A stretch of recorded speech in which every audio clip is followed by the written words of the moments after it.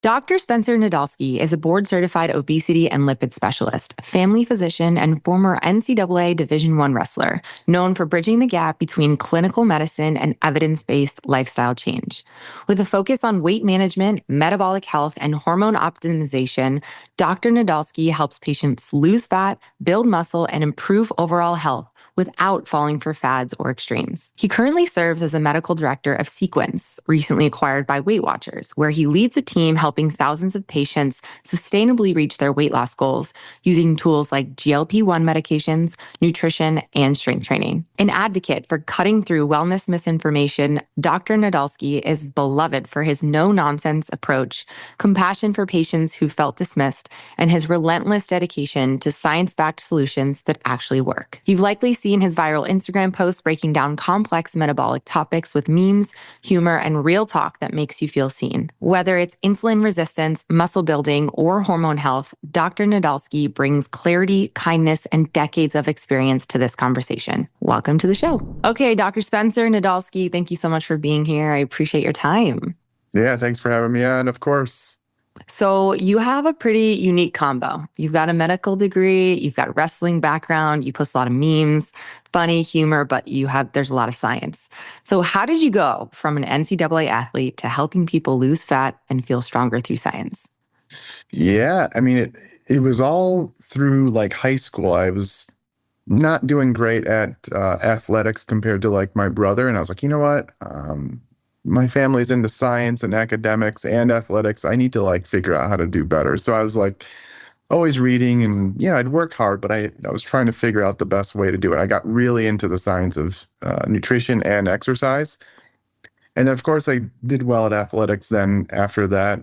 But when I went to med school after college, everybody thought I was going to be like this big meathead sports medicine doctor helping athletes or whatever. And I was like, no, it doesn't really float my boat. I don't really care about helping people get a better 40-yard dash or bench more, or squat more, or whatever. It was like, that's cool. But like what I wanted to do is get people to like start benching and start squatting and start walking and moving. And the reason is it's just, I don't know, I can't explain it. It's just more fulfilling. I don't know, taking people from zero to something as opposed to like really good to just a little bit better. So that was kind of my thing. And so when I went through med school, the obesity medicine route, it wasn't really a thing. There were some societies that were out there.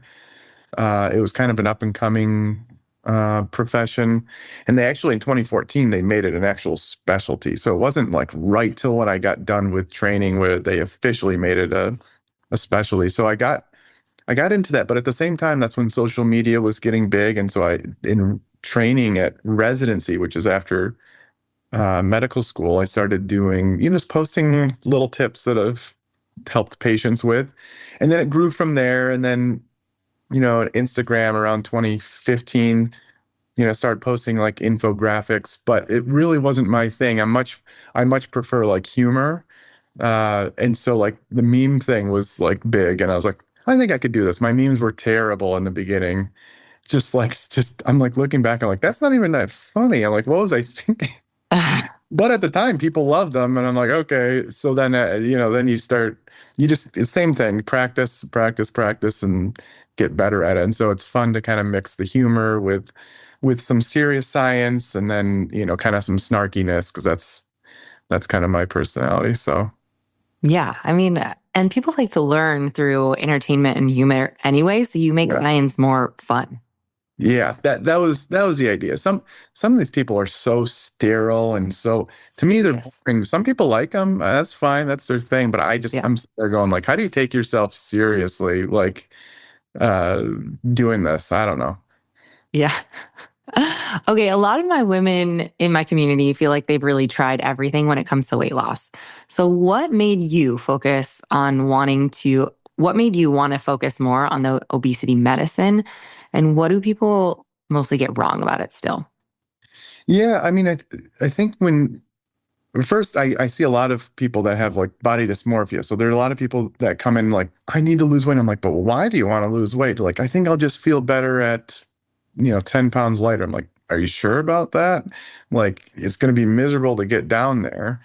There are those cases, and then there are other cases where yeah, they have what we call like a clinically meaningful amount of weight that if they lost, they would improve their health outcomes.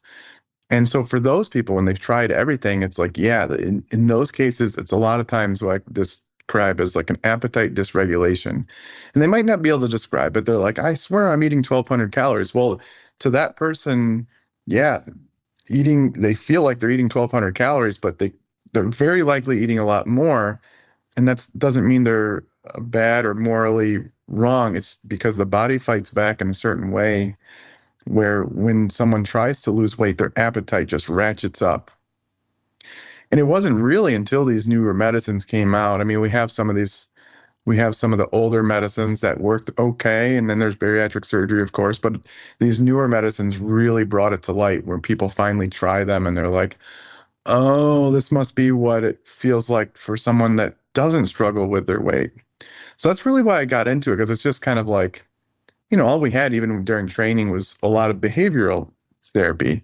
And it was really frustrating to be like, okay, most people know that they should probably be eating broccoli and vegetables instead of French fries or and extra helpings of XYZ. So people aren't stupid. So then when you keep saying like, hey, you should really try to figure out how to lower your calories and do all this stuff, they're like, yeah, I'm trying. And it's like, okay, I don't have anything else. I don't have anything else for you. But that's why it's so fulfilling to be able to give these people a tool to be able to help them do the things they already kind of knew they should do.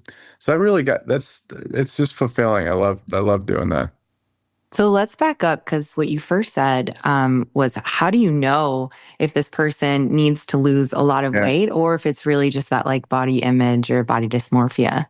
Yeah, there's actually a new whole this Lancet Commission, this international guideline for understanding the definition of obesity, and they kind of broke it down into like, you know, something called clinical obesity versus preclinical obesity. And there's a lot of controversy around it. But the gist is if you have an amount of extra adipose tissue, fat tissue, that has the potential to cause harm in the future or is causing harm right now, the people that where it's causing harm right now, there's a little bit more of urgency to lose that weight versus like someone who's metabolically healthy, but they have a lot of adipose or fat tissue and it's not necessarily harming them, but could in the future. Now, how do you determine that? I mean, we could start using body fat percent cutoffs and all sorts of things. But in general, when you start seeing that blood pressure start to creep up a little bit, blood sugars, abnormalities, cholesterol abnormalities with your triglycerides and that type of thing, sleep apnea, even things like urinary incontinence, other things, knee pain, back pain that's likely related to weight. That's where it's like, hey, yeah, this person likely has a clinically meaningful amount of weight to lose versus someone else who's like stark healthy, where not only metabolically, but they have no aches and pains that we believe are weight related, no sleep apnea, and it's likely this small amount of vanity weight that they just want to lose. And I have no problem with people wanting to lose a vanity weight. Like we all want to look better, we all want to be attractive, whatever. We want to feel good about ourselves, but there does become a point where there could be more harm than good from trying to lose that weight. And it's not, it could be physiologically, but it could also, most of what I see is psychological harm from the mental anguish from just trying so hard to lose weight when the scale's not budging, because you basically eventually have to starve yourself. You can't even go to a family event or go out with a significant other without constantly thinking about, okay, how much little portion? That's like not a good life to live. So in those cases, I strongly recommend my patients, hey, let's forget about the scale. Let's start working on fitness and that type of thing as opposed to this number on the scale. And that might achieve the look you're looking for without affecting necessarily, how much you're eating and that type of thing.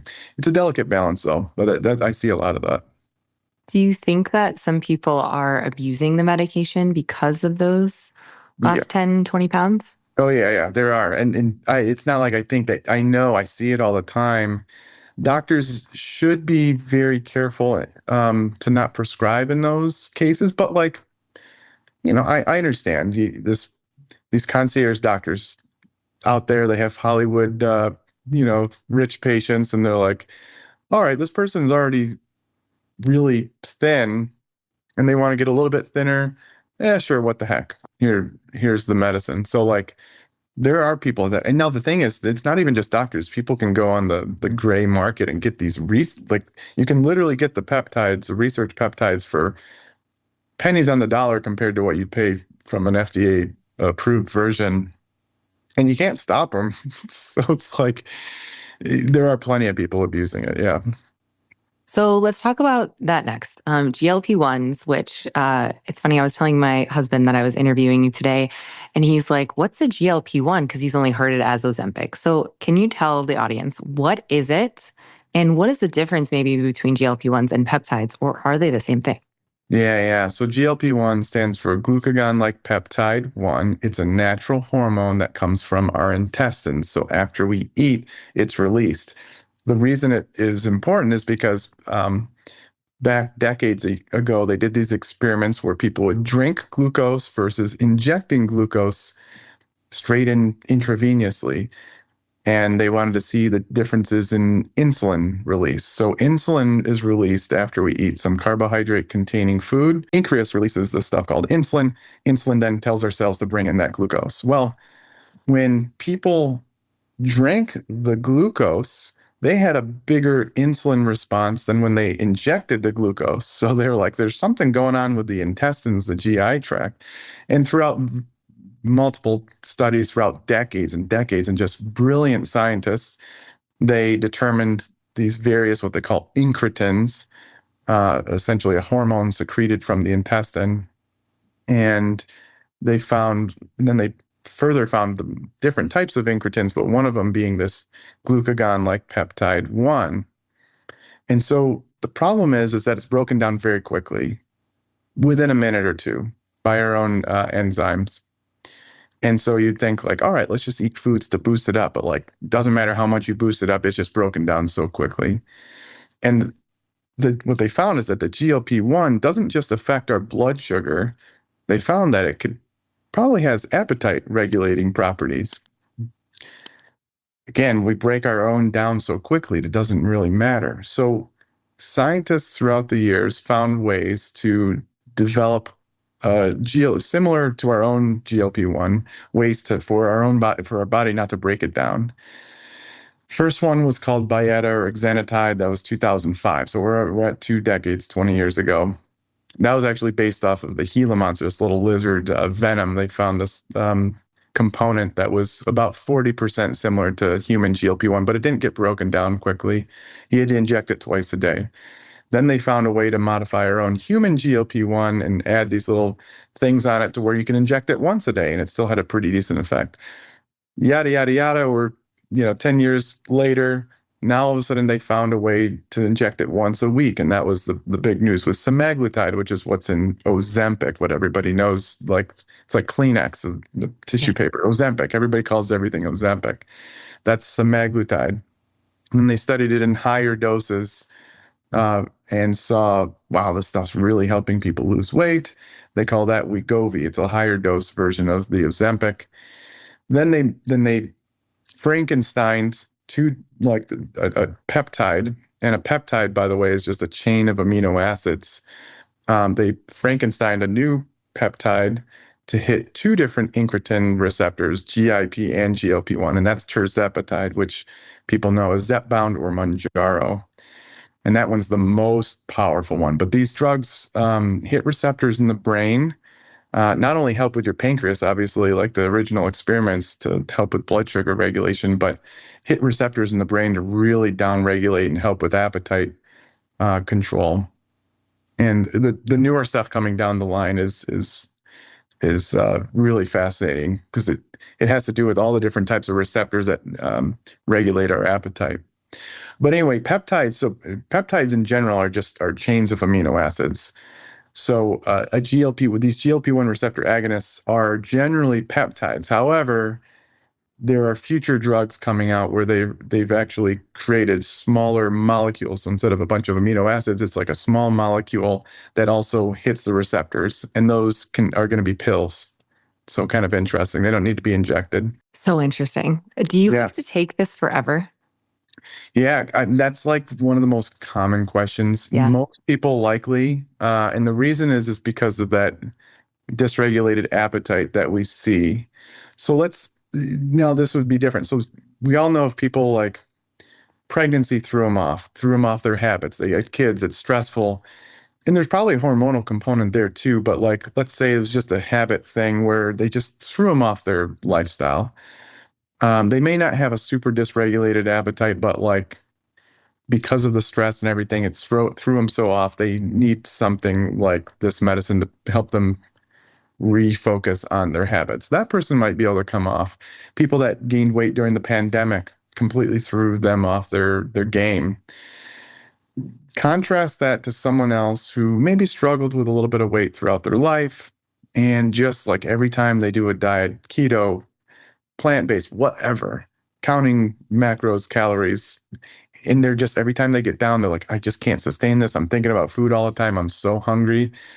Those people go on, you take them off, and they've lost their weight. You take them off their medicine, those thoughts of food and the hunger comes back and the cravings come back, and they can't help but not stick to those same habits before. Those people will likely need to be on some form or fashion of this long term. There are some new drugs they're looking at they're hoping it's like a once every 6 month type of shot or once a year shot.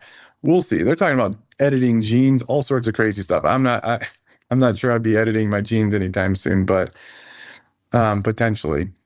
Interesting. So, okay, and I know you've talked about this a lot, like on your profiles and stuff, like once you take it, it's kind of like the same thing as if you just stop working out. Like eventually you're going to go back to like your normal state, right? That's right. You know, you've talked a lot about the pros, and I know you're very pro GLP-1. What cons are there? What should you be looking out for? Yeah, the most common like side effect. So any drug that has a positive effect has there's always some potential negative effect. I mean, even like the safest drugs out there could potentially cause, allergic reactions and whatever. So the most common thing that we see is nausea with these medicines. It's a reason why you don't want to increase your dose too quickly. Some people out there, they just start cranking up the dose because they want to lose weight faster. And it's like, well, hold on a second. You're going to start throwing up. And then you're going to end up in the hospital because you need IV fluids because you're dehydrated and all that stuff. So nausea is the most common thing we see. We do see constipation. We see reflux. We see people get tired from it sometimes. Some other weird things. The one thing that people are mostly concerned about are like there's a big black box warning for thyroid cancer on it. And it's like, wow, I don't want to get cancer from this drug. Well, it's actually a rare specific type of thyroid cancer. And they saw it in rats.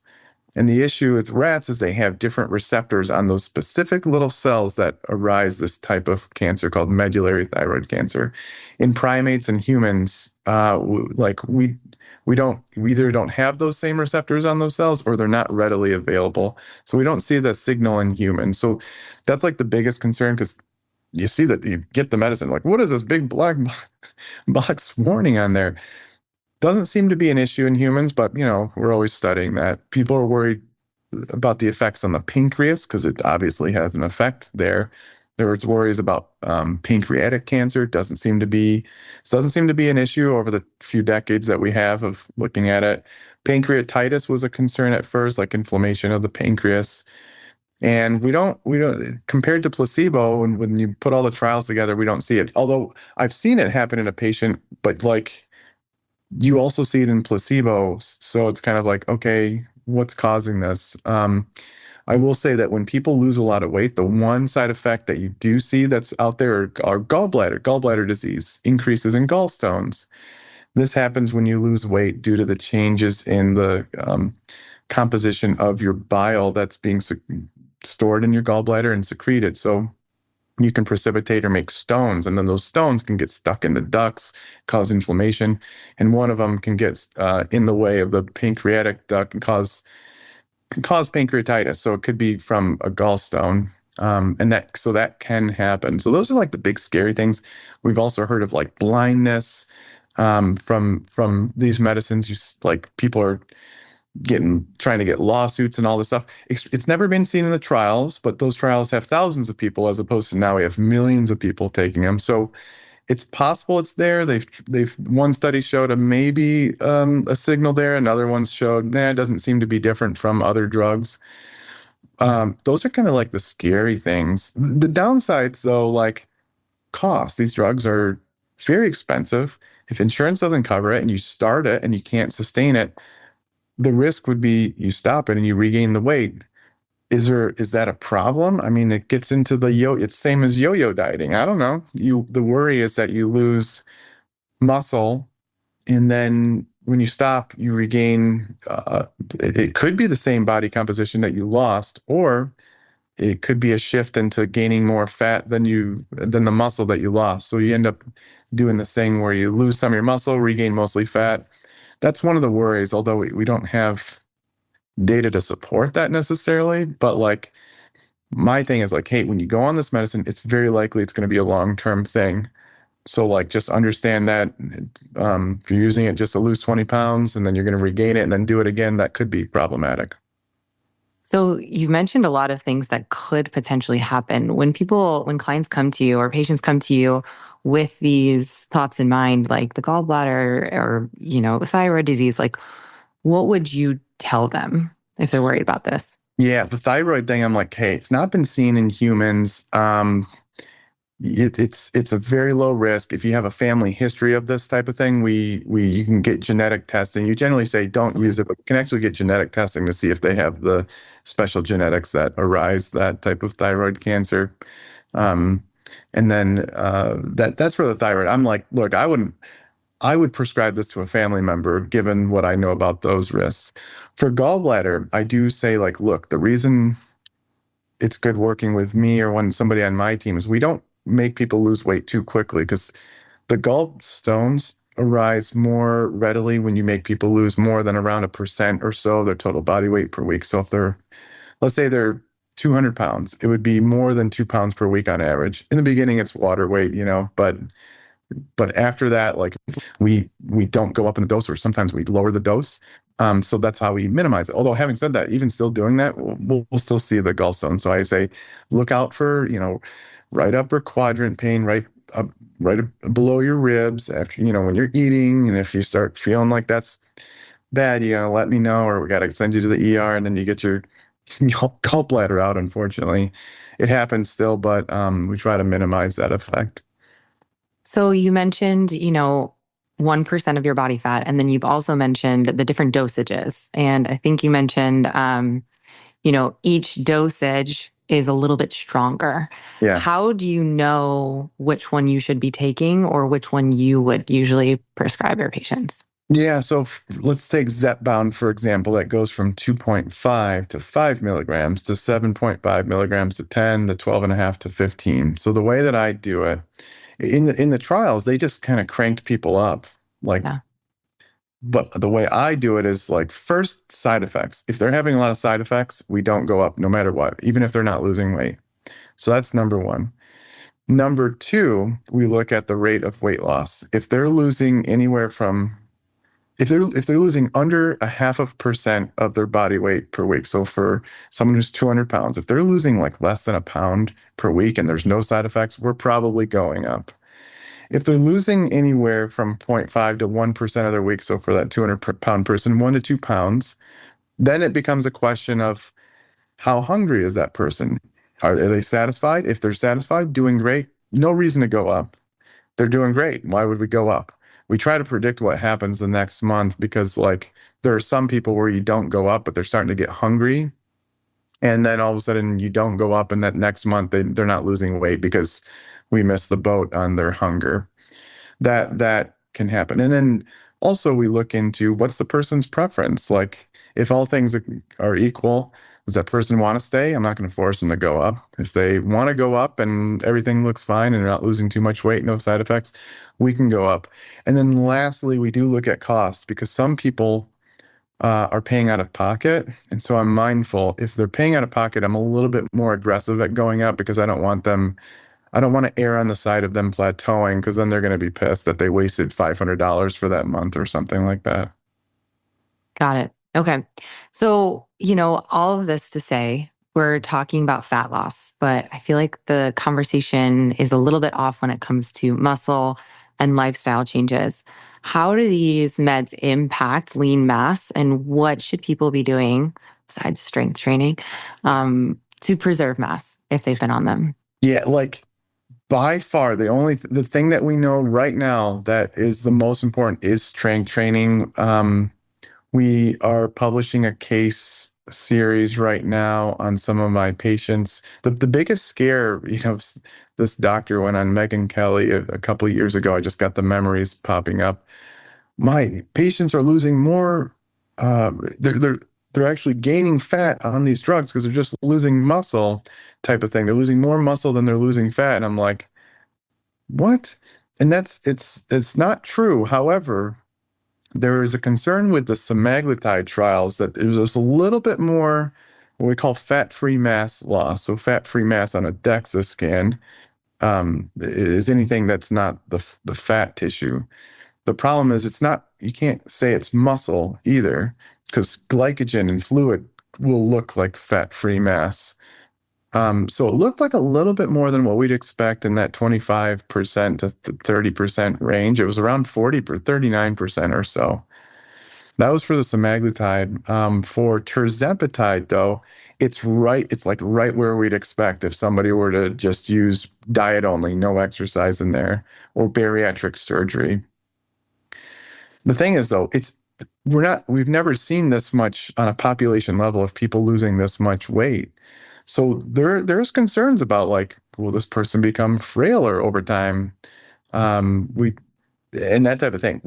Anecdotally, in my patients, when we give at least like 2 days a week of like good resistance training, the fat-free mass loss or the muscle losses are minimal to none. Sometimes they gain fat-free mass. So like the most important thing, like you said, besides strength training, it's like, no, it's like strength training and then proteins in a distant second. There are some people out there, they sell like protein powders and stuff like that. They're like, no, protein's more important. I'm like, no, it's not. It's not even, we have this sports nutrition data to show that. I mean, this isn't like new information. Protein is important, but it's not as important as the resistance training. There are some drugs in the pipeline that they're going to try to block myostatin. And if anybody remembers those cows, those pictures of those cows that are just looking juiced up, there's just huge muscly cows. They genetically engineered some of these things to block their myostatin. It's a governor on how much muscle the animal can put on. And so there are actually drugs in the pipeline looking at different blockades of myostatin and similar receptors, and people are gaining a lot of muscle. The problem is some of these drugs, we don't know if that muscle is functional, if it actually helps them versus like, oh, now you just got some more muscle on your body. It doesn't do anything, but here you go. So we'll see what happens there. But right now, like the most important thing you can do is stay active. And then the other thing is, even if you do lose some muscle with it, like for example, I have patients that, yeah, they lose some fat-free mass, but they're able to now do pull-ups. So like they lost fat-free mass, but now they can do pull-ups because they don't have as much body weight. Now they're able to walk. They can actually walk around with their kids or grandkids at Disney World for the first time, when they would have had to get one of those scooters or something like that. So despite losing some of that fat-free mass, they're actually more functional.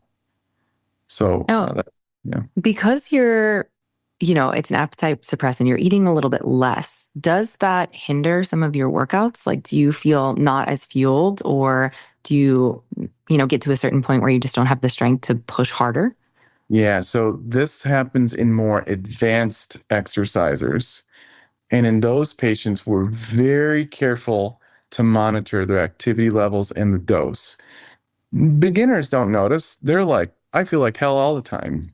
And so like you give them, help them lose weight, they all of a sudden feel so much better that you start exercising them. They don't know the difference type of thing. They're they feel better overall. The beginners do, and you can see them flourish. It's the more advanced, intermediate to advanced, I'd say, where it's like they're even if they're not like into it like you and I are, but they're like doing CrossFit and they've got into it for the past few years. They're like, I'm not able to do my CrossFit or whatever type of exercise, their group exercise class as well. And it's like, okay, let's dial back the dose. Let's make sure that your hunger is not completely squashed. In my program, I have dietitians who lift weights. Like it's very important because like I'm such a lifting shill, but like my dietitians are tuned in to this idea because some of these patients come in like, just wipe out my appetite. I just want to basically not eat. And it's like, well, that's not a good idea. You got to eat to Mhm. fuel your body. And so in those patients, the dietitian will meet with them. I'll meet with them too, but the dietitian will talk over their diet and they'll send me a message like, hey, I would suggest probably not increase, even if this person requests going up into those. I think that they're under eating. So like maybe I would suggest not, increasing the dose. And then I talk to the patient. I'm like, hey, based on this, I'm talking to the dietitian. And then yeah, sometimes it's like, oh yes, you just needed to eat to perform or fuel yourself.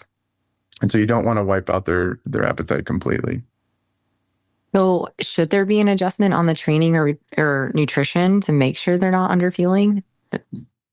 Um, it all comes down to monitoring their rate of weight loss because sometimes people Okay. don't respond as well to the medicine. Like you put Okay. them on medicine, they're still they notice an effect, but it's not super powerful. So it's all like this kind of like very close monitoring. Um, it some people if they're throwing up, like well it's a week-long medicine so now we got to make sure that you're at least staying hydrated for this week but maybe take it easy in the gym type of thing, but we shouldn't go up in the dose next month. um there's nothing that they have to modify, you just want to monitor closely. Okay, so there's this idea floating around that GLP-1s are shortcuts or cheat codes. So from a medical standpoint, how do you reframe the context of long-term metabolic health with GLP-1s? Yeah, I kind of bring it to the analogy of like, well, what do you think? Like lowering your blood pressure with a blood pressure medicine is a shortcut or a cheat code. Any other like, what about someone with asthma? Like, hey, you taking that inhaler? You're cheating, buddy. You got to take that inhaler after you exercise. What a cheat. So it's similar, and the reason people are like, no, how can you even compare that to obesity? Because they don't understand the underlying, what we call pathophysiology, the underlying issue in obesity. And not everybody with obesity suffers from this. So I don't want to blanketly say everybody with obesity struggles with a dysregulated appetite. We obviously know that's not completely true. But most people who struggle and who've done all sorts of different diets struggle with this appetite. And it's the same thing. It's a chronic relapsing. I call it a disease. People get mad at that, but it really fits the criteria of what underlies the definition of a disease. So it's honestly semantics and nomenclature. And so you think of just any other type of drug. So someone with insulin dependent diabetes, you got to take insulin, you're cheating. You got to take a statin for your genetically high cholesterol, you're cheating. Just anything like that. ADHD, you're taking, oh, I mean, mental health stuff. You're taking Alexapro for your mild uh, to moderate depression and anxiety. That's cheating. Now, there's a lot of stigma around mental health, so like that doesn't always work with some groups. Like, but you get the gist. And so, like when you really think about it biologically, and I don't even get mad at some of these people because I used to think the same way when I was in college and early med school. I was like, I don't understand why shouldn't people just eat better? It didn't make sense until I really understood the biology and worked with patients, worked with other doctors. I'm like, oh yeah, I guess I didn't understand that. So it's a weight bias, an obesity bias, and people don't like being like, no, of course I'm not biased. And they don't know that they don't know what they don't know. And I had it too, so I don't even get mad at people. So that's the gist. I mean, to be totally honest with you, I had it too before I Yep. like learned more about it and heard you talk about it and heard other like doctors and scientists talk, like there's so much more information out there, I think, for all of us to Yeah. learn and understand that everyone is so different and so unique. And so you've mentioned a couple times that, everyone is different and may not actually like the medication may not do anything for them. So what factors influence whether someone will see success with the meds, or like what red flags do you see in the beginning? Yeah, there are some they're trying to tease this out. And this is probably a billion to a trillion dollar answer. And I wish if I had it, I would be a gajillionaire. Big Pharma's trying to figure this out. I do see some patterns. I think there's something genetically going on. I checked some of these people's genetics. I don't see any red like smoking guns. Like I thought for sure because I was starting to take when this got big a few years ago. I'd have these special genetic panels. I'd be like, okay, these people are not responding. They all are very similar. They have a very high BMI. They they've struggled their entire life. So I'm like, there's a genetic component here. Nothing popped up. I was like, come on, like there's something that we're missing here. I don't know if it's a receptor resistance to the GLP-1. There's some thoughts that maybe people just aren't actually absorbing it into their system. So the only way to know that would be like you'd have to take serum levels of the semaglutide or tirzepatide. But there's no commercially available semaglutide or tirzepatide tests. Like you can go and get a cholesterol test. There's no semaglutide. So I wonder. I don't know exactly what it is, but and it's hard to predict because then they'll have other patients that were 400 pounds that lose 100, 150 pounds and we're fine. So I'm like, I don't know. Interestingly enough, women tend to do better on the medicine. They don't know why. They think maybe it's related to the hormones. The estrogen may make it more sensitive in the brain. There's a lot of thoughts about it, but women consistently do better than men, percentage wise. And one of my patients was like, finally, some good news for women compared to men losing weight, as opposed to the funny meme where it's like, I lose weight. I'm basically eating nothing but salad and carrots, and I lost like 2 pounds. My husband stops ordering extra fries and lost 10 pounds last week. So Yes. that Yeah. funny meme. But yeah, women do better in general. Well, interestingly enough, I was going to ask about perimenopause and menopausal women. Yeah. Is with the hormone fluctuation in this phase of their life, are GLP-1s still something that they could lean into and it would work for them? Yeah, yeah, absolutely. In fact, we see a lot of potential benefit in the symptoms related to the vasomotor symptoms. We see some improvement there. I do a lot of combos though, like it doesn't, GLP-1s don't solve everything, but I do see seems to be some improvement there.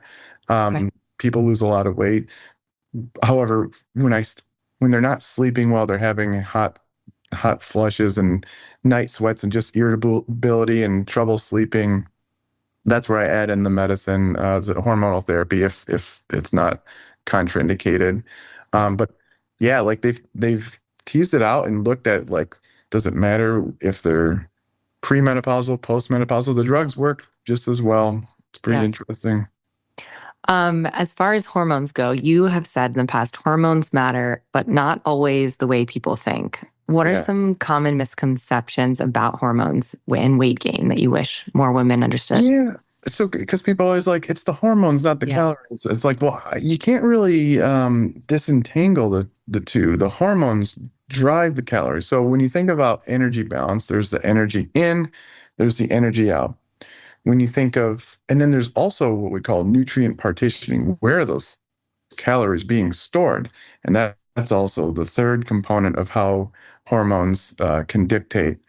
When you think about energy in and the hormones that dictate that, it's all of our appetite like hormones. GLP-1 is one of them, but there's leptin, there's ghrelin, there's a few other things, PYY. So those regulate the in. And then you think about the out. Thyroid, that's like the big one for how many calories you burn there. But then what people mostly think about are things like cortisol, testosterone, estrogen, progesterone.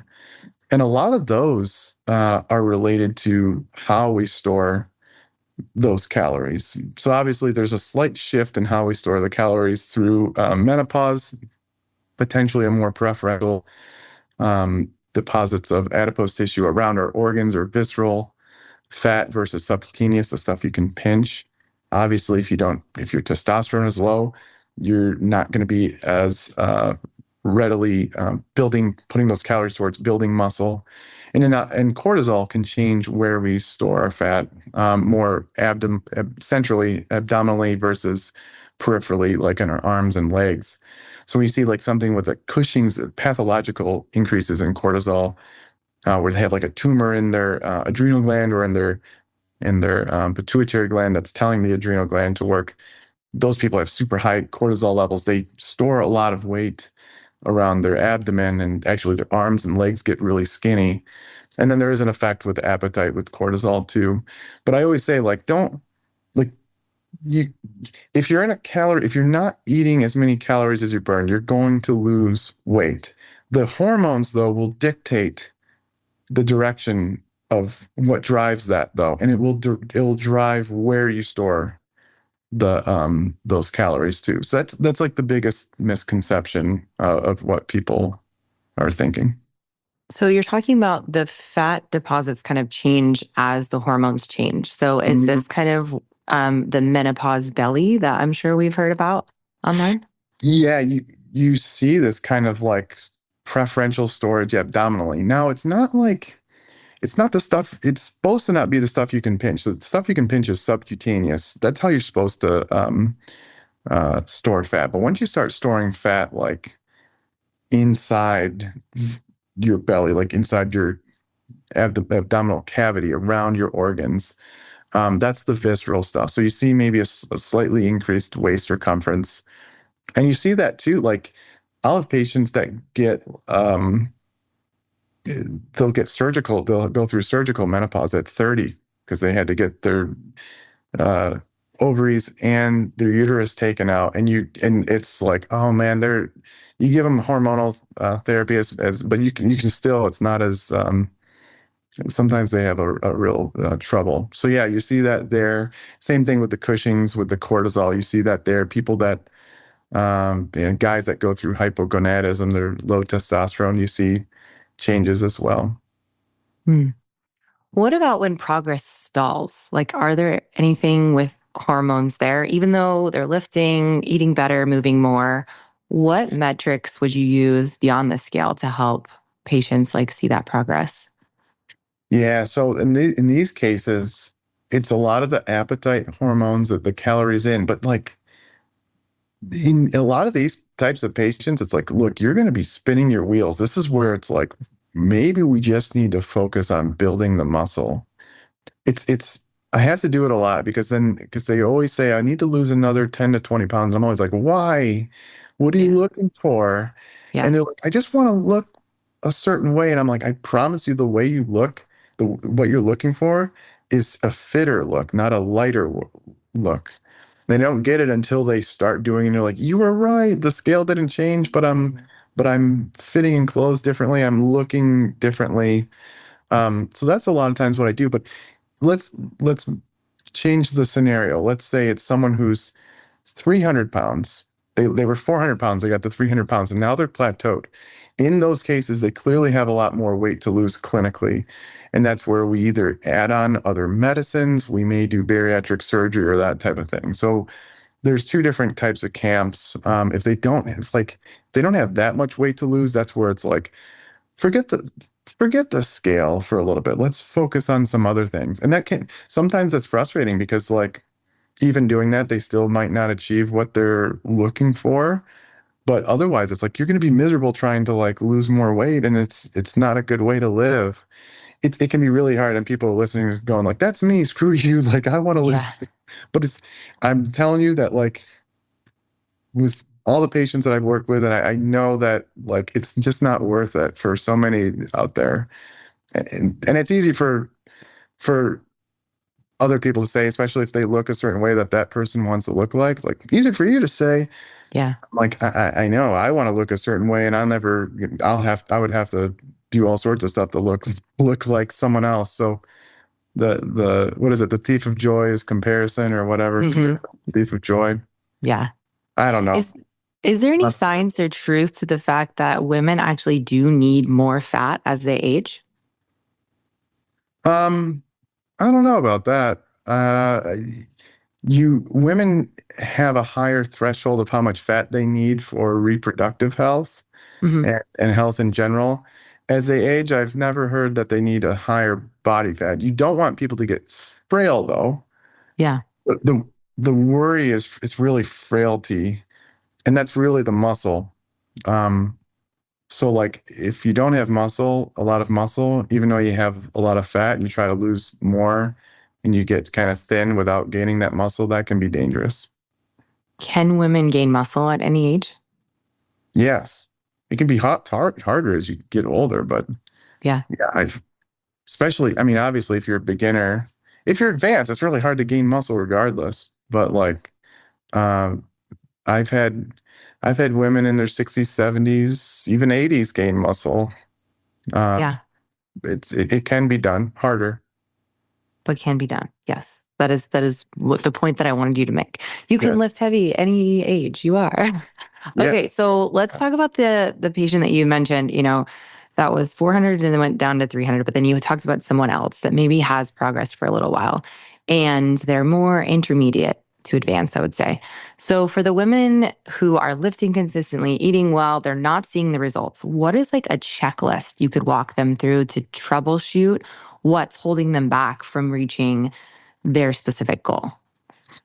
Yeah, in these instances, you look at nutrition is by far the most important thing. Like especially if somebody's working hard in the gym and if it's even just a decent workout plan. I'm not talking about a very meticulously programmed like someone who's really good at programming with recovery and all that type Mhm. of stuff. I'm talking about just like middle of the road decent program. It's always going to get into the nutrition. Is that person What's that person's dietary pattern? Do they have some semblance of how much they're eating? And this is like obvious stuff. I'm sure you've talked about these things before on the podcast and in your posts, but then again, I always get into like, all right, do we want to start weighing and tracking things? Mhm. We have to weigh that with the psychological potential harm. And I'm not saying it's harmful to weigh and track things for a little bit. I'm saying the like if you do that, at least for a little bit, will that give them the insight to be able to continue doing that long term, even if they stop weighing and tracking? So that's generally what I do. Like, and that's what my dietitians do. We look, okay, we have this person in front of us. You know, they're they're vaguely tracking. They kind of have some modicum of monitoring what they're eating. But I'll tell you, some of my patients are like, I'm eating 1,200 calories. I'm like, okay, what'd you eat? They're like, Stouffer's lasagna. I'm like, how much? I don't know.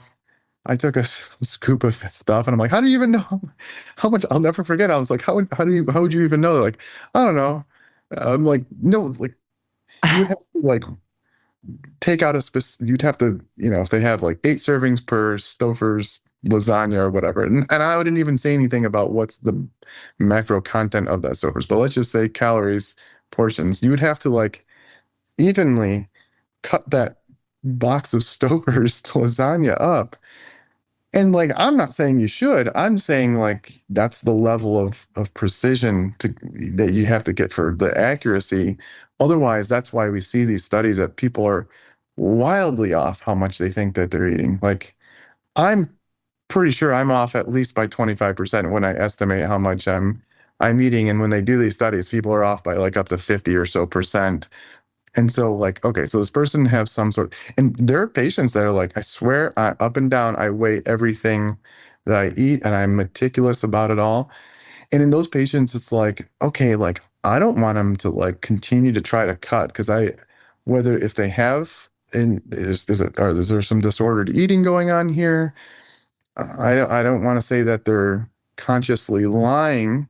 I think there could be some things they're subconsciously not reporting. They don't even know that they're not reporting. And that's what we see, underreporting, even if they say that they're meticulously weighing. But again, whether we have someone go down that route really depends on their history and whether we think this is going to be clinically meaningful.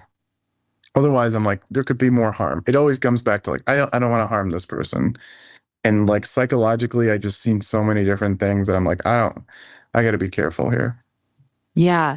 You've talked about the metabolism trap, where people fall into with yo-yo dieting. For someone that's been like maybe under eating or overtraining, what could they do to maybe repair their metabolism? Yeah. So we see this with people just chronic, like they're just always on a diet Yeah.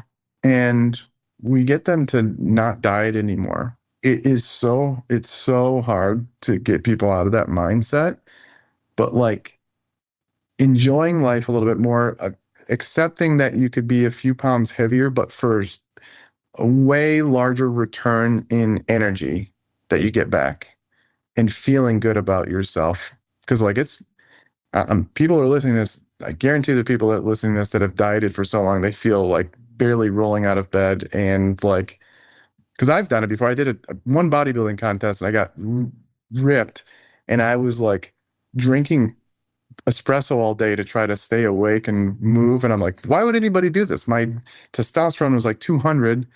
My libido was like shot.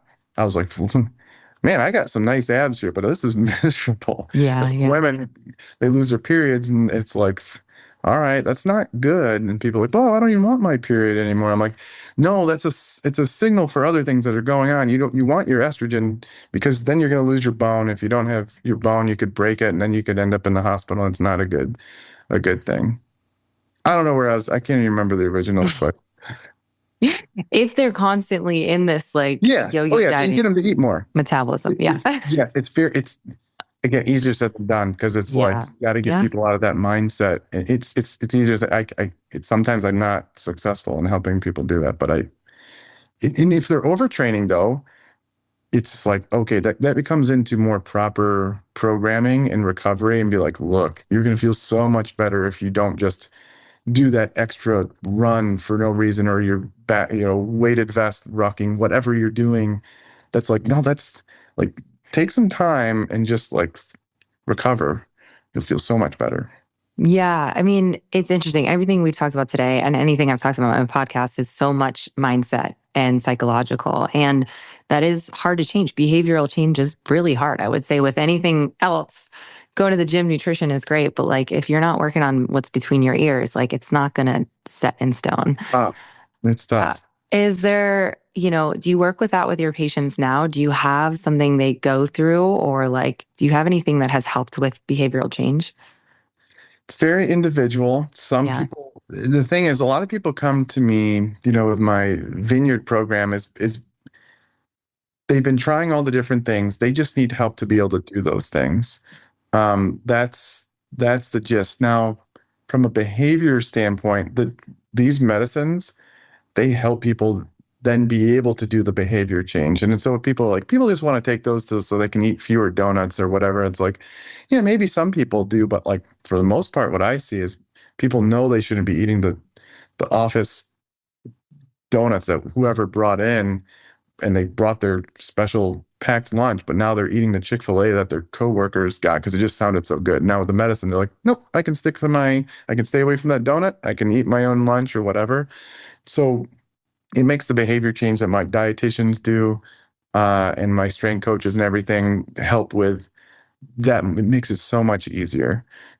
In regards to just like behavior change overall, it's a lot of what I deal with is more like having patients step back and go like, do you really need to do this? Like trying to dig down into the why of Yeah. what they're doing and what they're looking for. That's the gist. Yeah. Always go back to what your purpose is, behind anything that you do, of course, but anything with your health and wellness, because you only get one body, so you got to treat it well. That's right. What is one or two things you'd love to leave the women listening on this podcast today?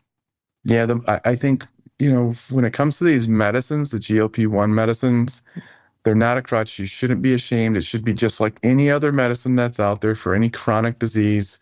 You wouldn't be ashamed for doing, well, some people might be ashamed for mental health stuff. But again, I think that stigma has gotten a lot better.